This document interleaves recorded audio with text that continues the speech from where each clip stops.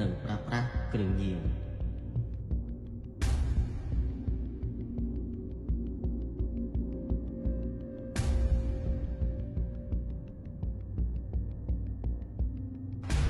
បងប្រុសតំប្រែម្ដងបង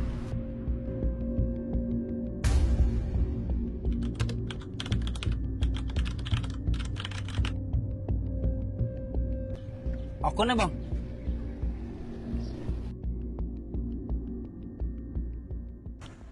បងនេះโครงการបដបងចន្ទវិសាចាំបងឲ្យលុយឲ្យចាបងមួយថ្ងៃឲ្យច្រើនមែនបងហ្នឹងហើយអូនឯងយកចុះនៅសល់ប៉ុន្មានឲ្យលុយទៀតអូនឯងហ្មងព្រោះអីបងធ្លាប់ទៅការឲ្យគេដែរពេលគេឲ្យលុយទៀតអញ្ចឹងយើងមានអារម្មណ៍ថាសប្បាយហ្មងចាអរគុណបង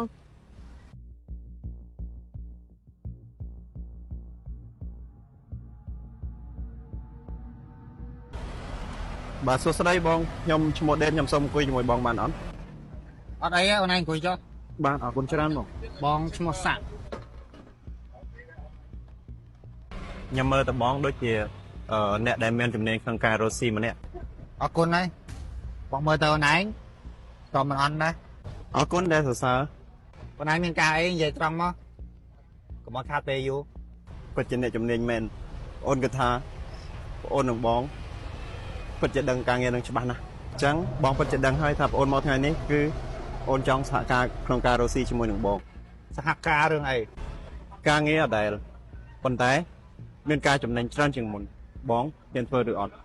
ក្រោយពីសហការជាមួយដេកសាក់បានខ្លាចជាអ្នកមានធ្វើឲ្យមនុស្សគ្រប់គ្នាភ្ញាក់ផ្អើល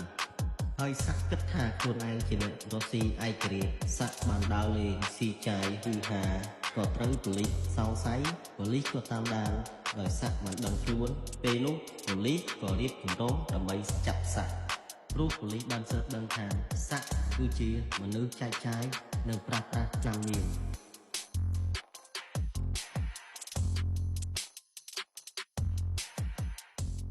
ខ្ញុំពិតជាសរសើរបងពិតមែនប្រហែលរយៈពេលតែមួយខែសោះបងឡើងកោដល់ថ្នាក់ហ្នឹងបងសល់ផ្ទះសល់ឡានក្នុងនេះក៏មានគុណសម្បត្តិបងអូនឯងដែរបងជោគជ័យប៉ុណ្ណឹងបងអត់ភ្លេចអូនឯងទេបើបានចឹងមែនខ្ញុំពិតជាសប្បាយចិត្តណាស់បងនេះបងមានអានេះគឺជារង្វាន់បងអូនឯងអរគុណបងនិយាយអញ្ចឹងបងមានចិត្តចង់បរិយាទីផ្សារទៅស្រុកក្រៅឬអត់ខ្ញុំឮគេថានៅស្រុកក្រៅអីវ៉ាន់នឹងប្លែកហើយថ្មីជាងមុនទៀតស្រុកក្រៅមានអីវ៉ាន់ថ្មីហើយប្លែកខ្ញុំធានាថារបស់ទាំងហ្នឹងគឺគ្មានអ្នកណាមើលស្គាល់ទេចាប់បងគិតមើលសិនព្រោះបងទៅចេញណាបងខ្លាចចូលក្នុងនឹងម្ដងទៀតរៀនបោះហែបងចូលក្នុងនឹងម្ដងទៀតគឺចប់ហើយបងនិយាយអញ្ចឹងក៏ត្រូវបងគិតមើលសិនទៅចាំមិនយើងតាក់ទងនិយាយគ្នាម្ដងទៀតព្រោះអីកន្លែងហ្នឹងសម្ងាត់ណាស់បើអ្នកដែលមិនចិត្តដឹកក៏គេមិនឲ្យយើងចូលដែរតោះតែអ្នកស្គាល់បានគេឲ្យយើងចូល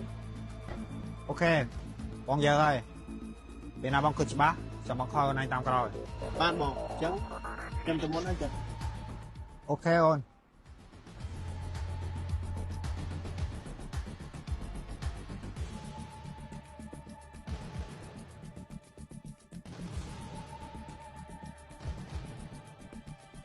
ពេលដែលសាក់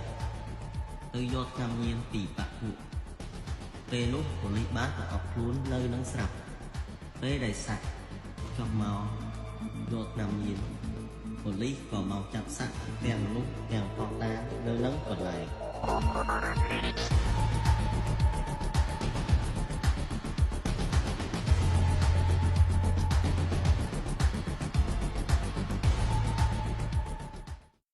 យោងតាមមាត្រា40នៃច្បាប់ស្តីពីការត្រួតពិនិត្យគ្រឿងញៀនឆ្នាំ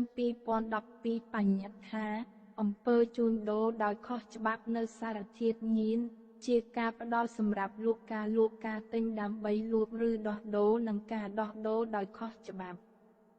នៅសារធាតុញៀនជនល្មើសដែលជួញដូរដោយខុសច្បាប់នៅសារធាតុញៀនដែលស្ថិតនៅក្នុងតារាងទី1និងតារាងទី2ត្រូវផ្តន្ទាទោសដាក់ពន្ធនាគារពី2ឆ្នាំទៅ5ឆ្នាំក្រៅពីការដាក់ពន្ធនាគារជនល្មើសនឹងអាច ត្រូវទទួលបន្ថែមនៅទោសពិន័យជាប្រាក់ពី4លានរៀលទៅ10លានរៀល សួរអ្នកនរគ្នាដែលទស្សនាវីដេអូរបស់ខ្ញុំថ្ងៃហ្នឹងខ្ញុំមានទឹកអប់លក់អញ្ចឹងណានិយាយទៅមួយដបហ្នឹងគឺតម្លៃវា20រៀលអ្នកណាចង់ទិញទឹកអប់របស់ខ្ញុំហ្នឹងអាចតាក់ទង Telegram មួយឆាតជួយពេកហ្មងមកហើយចាំខ្ញុំផ្ញើឲ្យអញ្ចឹងហើយអាហ្នឹងវាក្លិនបើលើខ្លួនក្លិនមួយថ្ងៃទៅ2ថ្ងៃបើលើខោអាវយើងមក4ថ្ងៃទៅមួយអាទិត្យបាទអរគុណអ្នកទាំងអស់គ្នាបាយបាយ